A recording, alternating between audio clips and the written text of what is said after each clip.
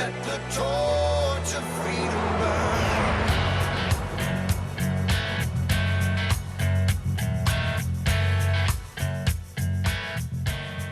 Welcome to the intersection of faith and the culture. It's WallBuilders Live, and today you're tuning into part 3 of a 5-part series from David Barton on the historical and constitutional perspective of the COVID crisis. Now, if you missed the first 2 parts, don't worry, you're still going to get some great information today, but then later you can go back and pick up those first 2 parts by going to wallbuilderslive.com, and we'll have the entire 5-part series available by the end of the week right there at our website. Let's jump right back in where we left off yesterday. Here's David Barton on the historical and constitutional perspective of the COVID crisis.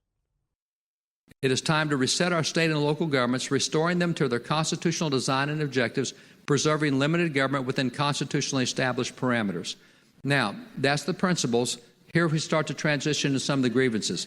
During the 2020 COVID-19 pandemic, the balance of powers between the 3 branches was severely disrupted, and as a result, the American people were stripped of many individual liberties, with constitutional rights usurped or suspended. To prove this, let facts be submitted to a candid world, and this is where the Declaration then goes into its grievances. So they've set out the principles. Now they give 27 examples. We don't have 27 examples, but here's the categories that we saw. Constitutionally, the legislature makes laws, the executive applies and enforces them, and the judiciary determines violation of the law and applies penalties established by the legislature. But many governors, as well as mayors and other executive officials, use sweeping executive orders to subject us to a jurisdiction, back to the Declaration, subject us to a jurisdiction foreign to our Constitution and unacknowledged by our laws. Our laws do not allow anything other than the legislature to make policies for the state. I mean, it's just real simple. I'll show you that from the founders' writings in just a moment, and the constitutional clauses, thereby giving their assent to their acts of pretended legislation by declaring themselves invested with power to legislate for us in all cases whatsoever, taking emergency powers and say, I can do anything I want with the emergency powers, even unilaterally suspending the operation of existing constitutionally enacted laws. One of the most amazing things I see in the state of Texas is our Governor Abbott, keeps saying, I suspend this law. That's in his executive orders. I hereby suspend law number whatever. That's a real problem when you can just, by the stroke of a pen, but that's happening with executive orders all over the country. We suspend state laws because it's a time of emergency. No, the Constitution doesn't go away in times of emergency. That's when you need it more, not less, as in times of emergency. Next grievance. The Constitution requires that spending occur only through legislative appropriations, yet many governors bypass legislatures and spent massive amounts of state funds at their sole discretion during the emergency, thereby deliberately negating the checks and balances inherent to the constitutional separation of powers. Next grievance. Although the Constitution mandates that all persons are equal and have equal protection for their rights, many governors and mayors preferred some individuals and their enterprises above others, deeming some more essential and granting them more rights and opportunities, thus picking winners and losers. Next grievance. The due process clauses in the Constitution ensure that an individual is innocent until proven guilty, yet many governors and mayors held without proof that every citizen, including the healthy, were guilty of spreading COVID and therefore required their freedom of movement and freedom of association be restricted. Next grievance. The Bill of Rights fully ensures personal privacy against government intrusion unless there is a judicially issued warrant, yet many governors and mayors ordered tracing and tracking of American citizens, even forcing restaurants, hotels, and other business establishments to keep a log of customers' names and contact information provided to state or local officials.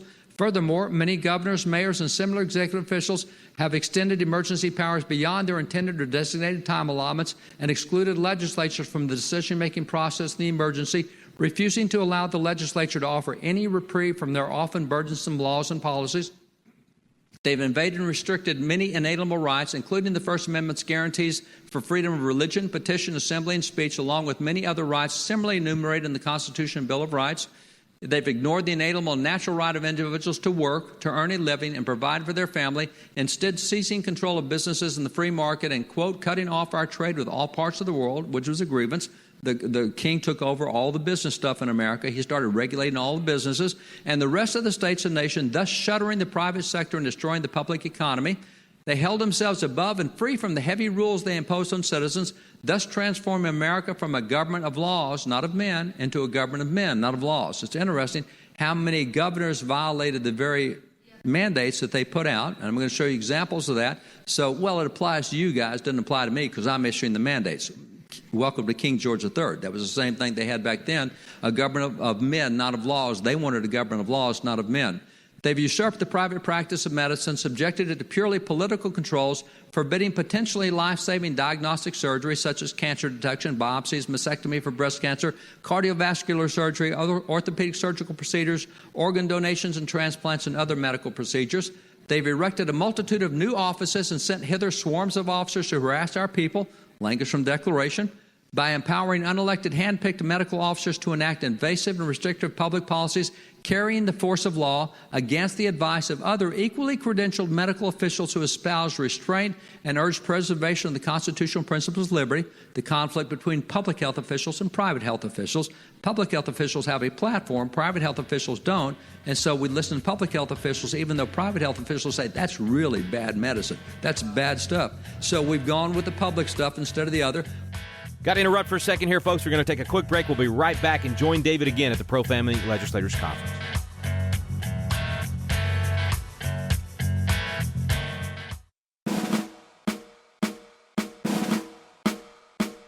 This is Tim Barton from WallBuilders with another moment from American history. Too often today, history education excludes great black heroes from the American founding, such as Lemuel Haynes. Haynes, abandoned as a baby, pioneered churches across upper New England. He became the first black American to pastor a white congregation, to receive an honorary master's degree, and to be ordained by a mainstream Christian denomination, the Congregationalists. He was a soldier during the American Revolution, and in his churches on George Washington's birthday, he regularly preached sermons honoring George Washington. Even late in his life, he expressed his willingness to go back to battle if necessary to protect America, which he called a sacred ark. American history is filled with numerous examples of black heroes who are largely ignored by mainstream education today. For more information about Pastor Lemuel Haynes and other colonial patriots, go to WallBuilders.com.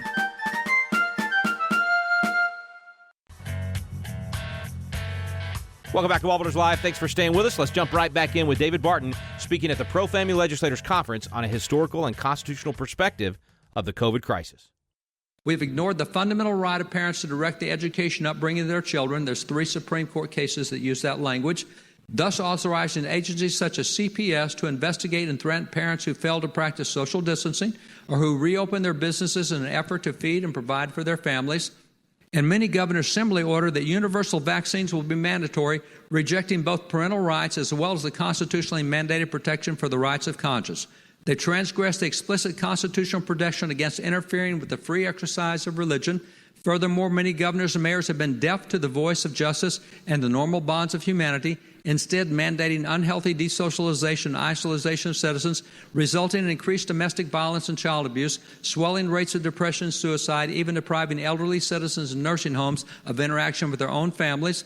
They prohibited pastors, priests, bishops, and rabbis from undertaking their ministerial duties, including comforting the dying who are forced to face a lonely death, even forbidding churches and synagogues from holding funerals for their loved ones. More specifically, and even ironically, many governors and mayors have permitted big corporations to stay open, but forced mom-and-pop shops to close, destroying families' livelihoods and imposing a death sentence on their businesses. They forced churches to close, but allowed casinos, liquor stores, and marijuana shops to remain open. They've arrested pastors, Christians, small business owners, sidewalk pro-life counselors, but emptied prisons, releasing rapists and murderers onto the streets of our communities. They've silenced the voice of religious worship, but encouraged the voice of riot and protest. They've punished elderly church congregants who peacefully sit outside in their cars to listen to a church service on the radio, but allow rioters to gather in violence to burn police stations, banks, and businesses. They prohibited elective surgeries to prevent cancer or secure organ transplants, but they allowed elective abortions. And then here's the kind of conclusion. Go through the grievances, remember the conclusion. Seeing these and many other examples of unjust, unequal, and often arbitrary treatment of citizens, we have appealed to the kings, but the mayors and governors, to justice and kindness, and have begged him or them, by the ties of our common kindred, to disavow these wrongful seizures of powers, but these pleas have fallen on deaf ears. We therefore, and this is the conclusion of the declaration, we therefore, the state representatives of the United States of America, appealing to the Supreme Judge of the world, through the rectitude of our intentions, do, in the name and by the authority of the people we represent, solemnly publish and declare that these United States are ruled by written laws of the federal and state constitutions, established first and foremost to protect our God-given rights and preserve to the people a republican form of government by which public policy is formulated in a constitutionally specified manner, thus preserving America and its states as a government of laws, not of men. committing ourselves to the support of the principles set forth in our constitutions and enumerated in this document with a firm reliance on the protection of divine providence, we mutually pledge to each other our lives, our fortunes, and our sacred honor, and will seek to enact measures that will reset our state governments and restore an adherence to core constitutional principles by statutorily providing better definitions, limitations, and enforcements in order to reestablish the constitutional doctrines of separation of powers, limited government rather than the growth and consolidation of government powers, due process, federalism, reasserting the non-enumerated rights of the states, and free markets, as well as increasing basic constitutional training for government employees, especially in law enforcement agencies. So that would be my shot at what I see this thing. Now,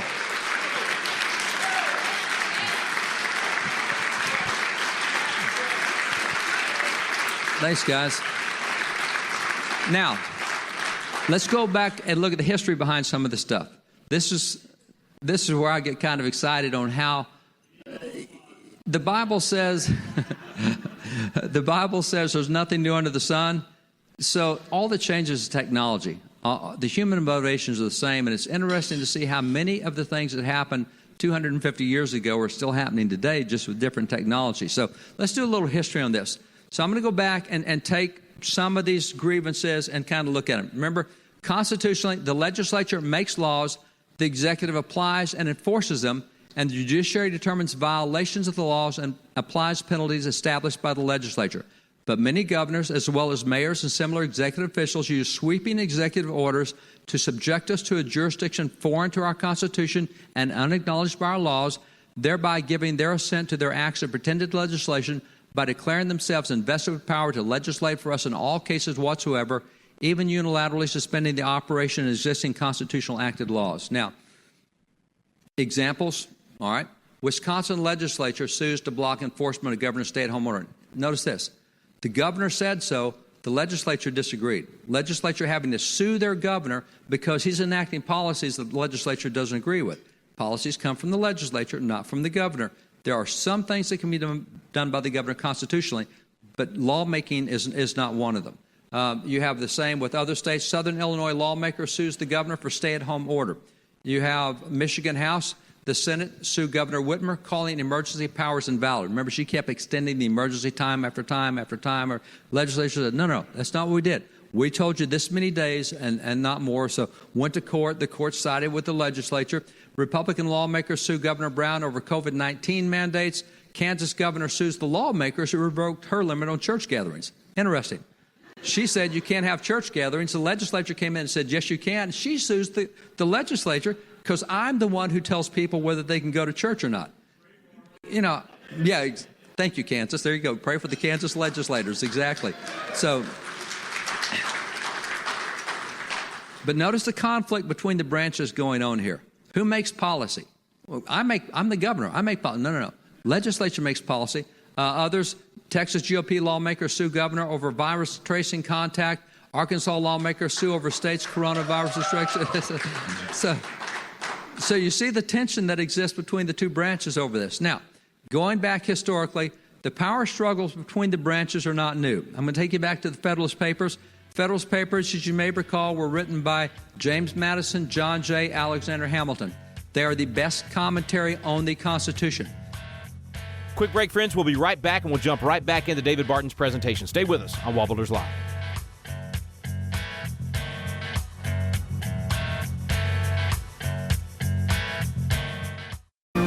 Have you noticed the vacuum of leadership in America? We're looking around for leaders of principle to step up, and too often, no one is there. God is raising up a generation of young leaders with a passion for impacting the world around them. They're crying out for the mentorship and leadership training they need. Patriot Academy was created to meet that need. Patriot Academy graduates now serve in state capitals around America, in the halls of Congress, in business, in the film industry, in the pulpit, and every area of the culture. They're leading effectively and impacting the world around them. Patriot Academy is now expanding across the nation, and now's your chance to experience this life-changing week that trains champions to change the world. Visit patriotacademy.com for dates and locations. Our core program is still for young leaders 16 to 25 years old, but we also now have a citizen track for adults. So visit the website today to learn more.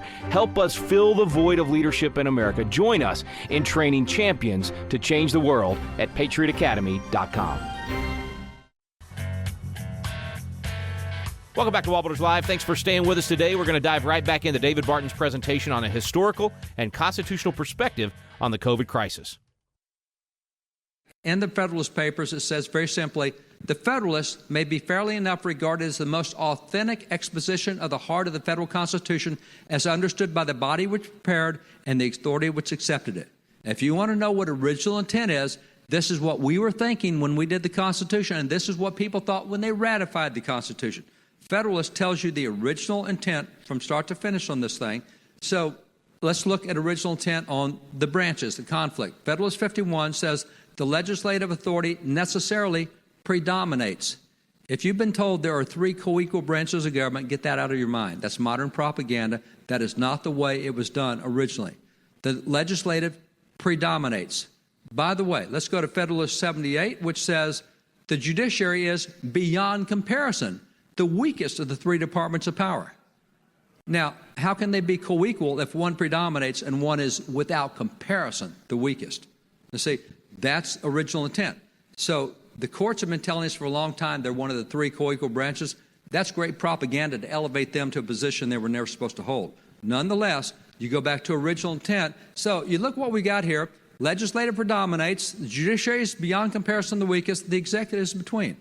The executive is not the most powerful, nor is it the weakest. It comes between the two. Because the Federalist tells us who's the strongest and who's the weakest. So, again, there's nothing about co-equal branches in that at all. So legislative supremacy is what you find in the Federalist Papers. It's interesting to see that Federalists, they're not the ones who came up with that. All the philosophers we relied on in writing our documents said the same thing. And I just want to take you chronologically through how this was dealt with by the people we relied on most and then how we incorporate it in America. I'm going to take you back to John Locke. In 1690, he did the two treatises of government. That is one of the three most cited authorities in the constitutional founding era. From 1768 to 1805, political scientists have documented John Locke as one of our top three cited individuals by the founding fathers. So the two treatises of government, actually Richard Henry Lee, who signed the Declaration of Virginia, he said that they, quote, copied the Declaration out of the two treatises of government. That's how much influence it had on our thinking and what we did in the Declaration. So John Locke explains it this way. He says, the first and fundamental positive law of all representative governments is the establishing of the legislative power as the first and fundamental natural law. He says, this legislative is not only the supreme power of the Commonwealth, again, that's why the legislative predominates, the supreme power, but it's sacred and it's unalterable in the hands where the community have placed it. Now, the community, did they give the lawmaking powers to the governor or to the legislature? They gave it to the legislature. It's unalterable in the hands where the community have placed it. The legislature cannot transfer the power of making laws to any other hands. Can't go anywhere else. Since it is a delegated power from the people, they who have it cannot pass it on to others. So if Matt Staver gives me something to keep for him, I can't give it to somebody else to keep. He gave it to me to keep. I have to give it back to him when he wants it. I can't give it to somebody else and he goes to them. He gave me that thing to keep, and so I have to keep it until he wants it back. The only way you can change that is if the people change it. The legislature can have no power to transfer their authority of making laws and place it in other hands. So we have to understand that. Otherwise, we will let the governor come take it. Hey, let me keep that for you. No. You don't get to keep that for me. That was given to me by the people, and you can't take it from me. We're not giving you that authority. See, that's where the branches have to push back. We're going to look in a minute what the Founding Fathers called the constitutional tools of self-defense. How does one branch push back against the other? So James Otis next picks this up. You saw 1690. James Otis is a guy who mentored so many of the New England Founding Fathers. James Otis mentored Sam Adams, and he mentored John Hancock and so many others. He was one of the early great thinkers, brilliant mind. I'm going to use James Otis several times today. 1765, he wrote The Rights of Colonies Examined. This is when Great Britain is starting to press on us and start to take away some of the rights we've enjoyed as British colonists. So he says The legislative cannot transfer the power of making laws to any other hand. See, this is because in America, we had legislatures who were making laws, and King George III said, yeah, but I disagree with that. No, King, you don't get to make the laws. We have legislatures here. So this is where they're starting to assert that power in America. Again, and see, John Locke had already put that out there in England and the work he did. Now in America, we built America on that, but King George III is stepping in as an executive and saying, no, I can trump what the legislature does. I can trump your lawmaking powers. And they're saying, no, you can't. I mean, this has been established in England forever. Then Thomas Jefferson picked it up in 1781 in Notes on the State of Virginia. This is a book written back to French officials who wondered how American government operated. And so Jefferson is telling the French how the American government operates. He reaffirms the same principle. He says government has laid its foundation on this basis, that the legislative, executive, and judiciary departments should be separate and distinct so that no person should exercise the powers of more than one of them at the same time. So lawmaking goes over here, the enforcement of laws goes over here, and the adjudication of laws goes over here. But one person can't do lawmaking and execution of laws. You can't do that, which is what governors are doing at this point. And by the way, some of the governors have actually got into the adjudication part of it as well. Jefferson, I love this. The time to guard against corruption and tyranny is before they shall have gotten hold on us. It is better to keep the wolf out of the flock than to trust to removing his teeth and talons after he shall have entered. Final break of the day, folks. Stay with us. We'll be right back on WallBuilders Live.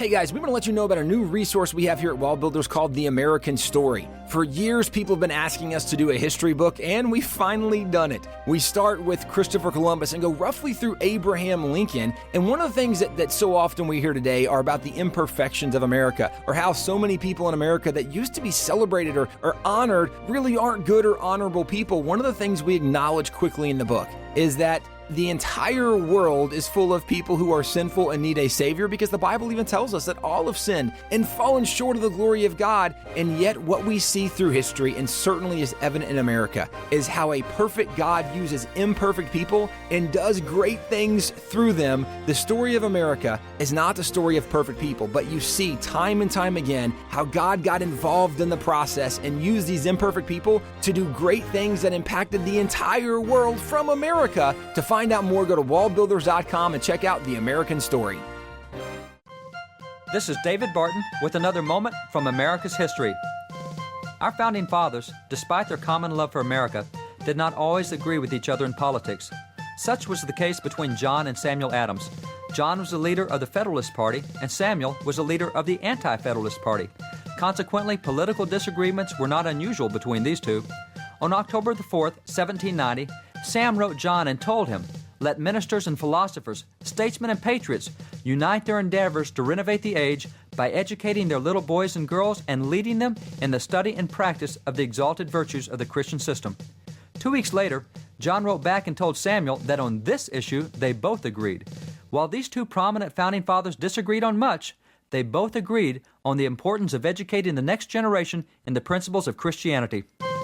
For more information on God's hand in American history, contact WallBuilders at 1-800-8-REBUILD.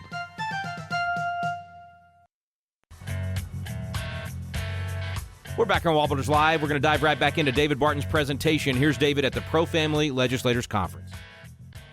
Whole lot easier to not let the government get into taking your legislative power than it is to try to get it back once he's taken it. And that's what I'm saying. A lot of the laws you may pass are going to get vetoed, and you're going to have to be able to override that veto. You know, in Texas, we're going to have to do a lot of things. We want to actually create a provision whereby the legislature can call itself into session if it needs to, because there's no way the governor is going to call the legislature into session and let them change the policies he's making. That ain't going to happen. So the legislature has to be able to convene itself if it needs to. So, you know, that may take a supermajority. Maybe it takes 60% of the legislature to convene itself. But there's got to be some ways to push back on this. And so but as Jefferson says, a whole lot easier to not let that happen than to let the wolf get in there and try to defang him after he starts eating the sheep. So that's Jefferson in 1780. John Adams in 1787, he did this book, A Defense of the Constitution and Government of the United States of America. That's not the U.S. Constitution. At this point, he's defending the state constitutions, which is why it says constitutions of government. All the states have written the Constitution. Now he's defending the principles, and this was written while he was in England. So he's showing the English how we do our states and what we do in our states. And so this book that he wrote, 3-volume set, he says the legislative and executive authorities are distinct, and the legislative power is naturally and necessarily sovereign and supreme over the executive. There it is again. Legislative supremacy. Of the three branches, they're not co-equal. This one's over the other. Alexander Hamilton in the Federalist Papers continues the same doctrine. It's well understood. He says it's the nature of calamity to increase the executive at the expense of the legislative authority. Yeah, COVID or civil war or whatever else comes along. He said actually war. It's the nature of war, disaster, to cause the executive to take more power. I can solve this easier than you guys. There's 150 of you guys in Texas House. A whole lot easier for me to make a decision than for you guys to make it. There's always reasons why the executive can give that in times of emergency, I need to be the one making decisions. We can't do that. And that's what the Federalist points out is, hey, the way we've set up the Constitution, we don't let the executive make more decisions in times of war, in times of emergency, in times of calamity. So that's another one out of the Federalist Papers. Federalist Paper number 47, James Madison says, the accumulation of all powers in the same hands may justly be pronounced the very definition of tyranny, which is what we're seeing. We don't think of tyranny because we're civilized and we have so much technology. No, we got tyranny going on from a constitutional standpoint. So the same things they faced back then. Legislative supremacy, that was the doctrine they pushed really heavily. We have so screwed up our civics that we teach 3 co-equal and 3 separate branches, and that's just not constitutionally correct. All right, friends, we're out of time for today. This has been part 3 of a 5-part series with David Barton, a presentation that he gave just a few weeks back at the ProFamily Legislators Conference. Tomorrow, we will pick up with part 4. Thanks so much for listening to WallBuilders Live. We stand undivided.